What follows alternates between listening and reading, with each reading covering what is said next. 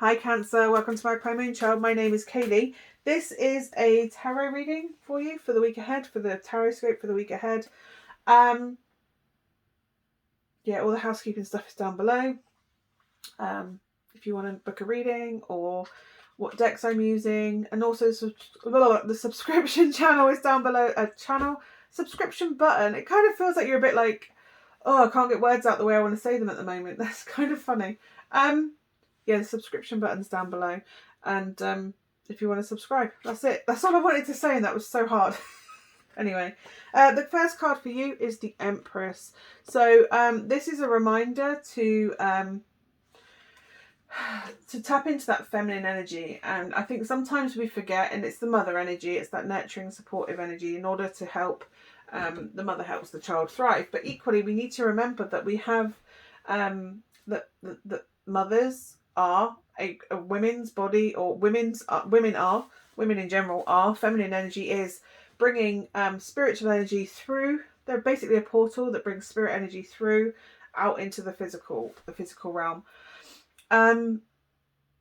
Whether that's physically bringing a child in, or just feminine intuition, because the feminine is the intuitive energy.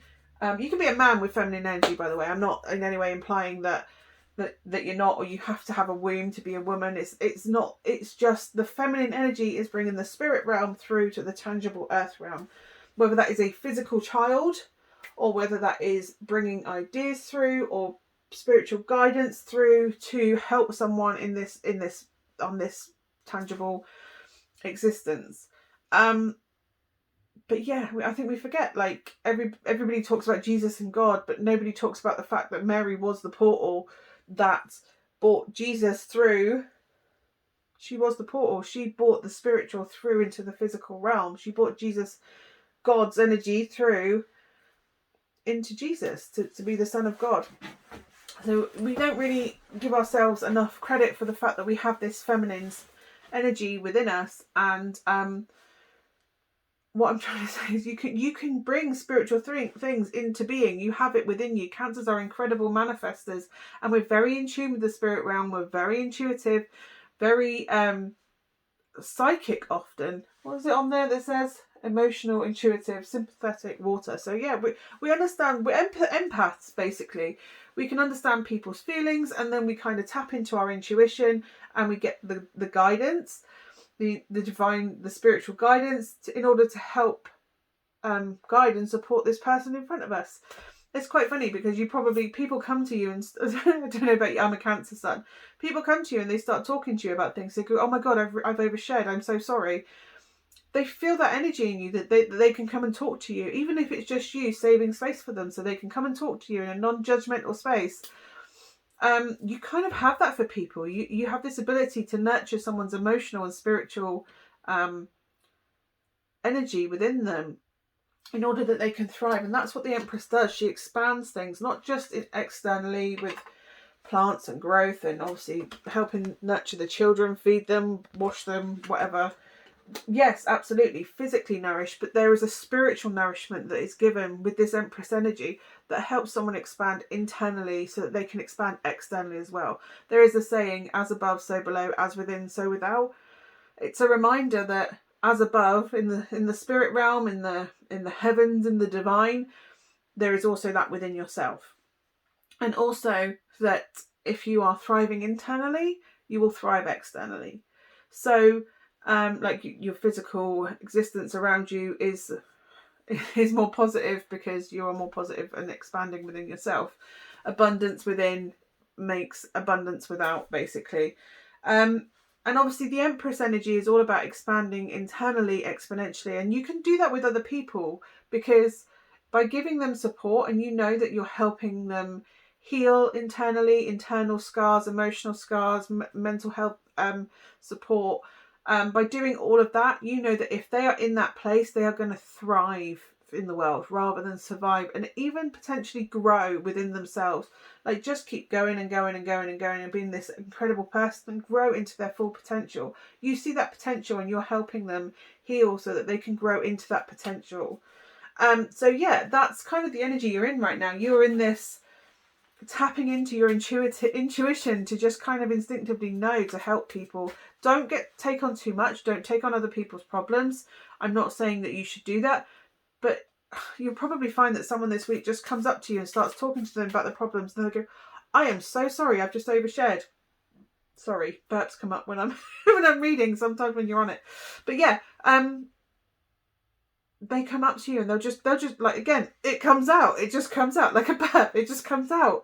Like, then I can't stop it. It comes out because they intuitively know that you are, energetically know you are a safe space to tell that to. And you're like, I am sorry, I've overshared. And it's just like, that's okay. I'm just here. Do you feel better for getting that out? I do, actually. And then they'll just walk away. You don't have to help them through those problems. But sometimes just giving them the space and time and allowing them to come to you is all they need. Is all they need. And yeah, I kind of think you're going to recognise what power you have within you this week, Cancer. Or at least start to, and start stepping into that and appreciating, do you know what? This is my gift. This is my talent. This is...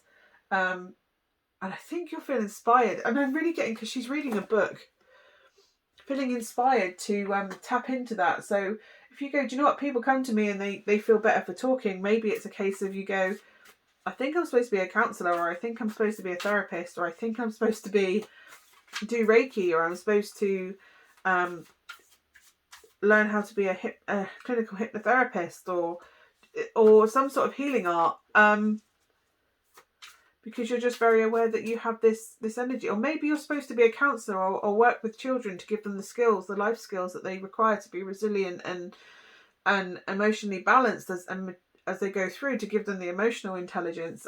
I kind of feel like that's kind of what's coming. You'll realise this week, I think I'm literally getting that you'll be stood in the school playground or stood in a shop in a queue, and the queue's held up, and they'll start talking to you, and then they'll tell you their life story in the queue, and you're just like, okay, yeah. Not in like okay, yeah, okay. It'll just be like, yeah, okay, yeah. Oh no, I get that. Keep them talking, and then they'll go, I am so sorry. And it's literally, oh my God, I'm so sorry. I've just shared my life story with you. It's fine.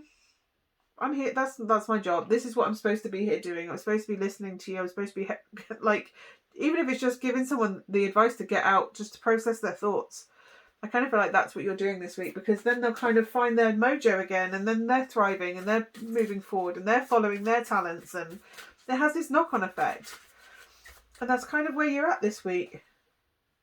You're helping people, and I kind of think that the more you put out, the more you'll see coming back in as well.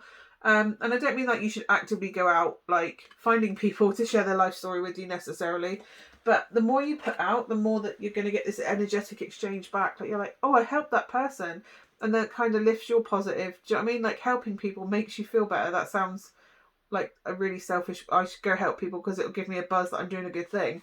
It's not that. You just kind of walk away and go, oh, I've really helped that person. That's kind of made my day. And it gets to the point possibly where you go, I think I'm supposed to do this. Like, this is my thing that I'm supposed to do.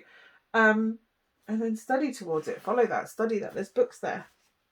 But yeah, I kind of feel like this is what you're supposed to do. You're supposed to help guide people, or help people heal, give them the tools that they need. You're not going to fix them. You're just giving them a space where they can process. And space in itself is a tool. A non-judgmental space is a tool to just kind of get what they need out, and just go, yeah, you're right, that is what it is.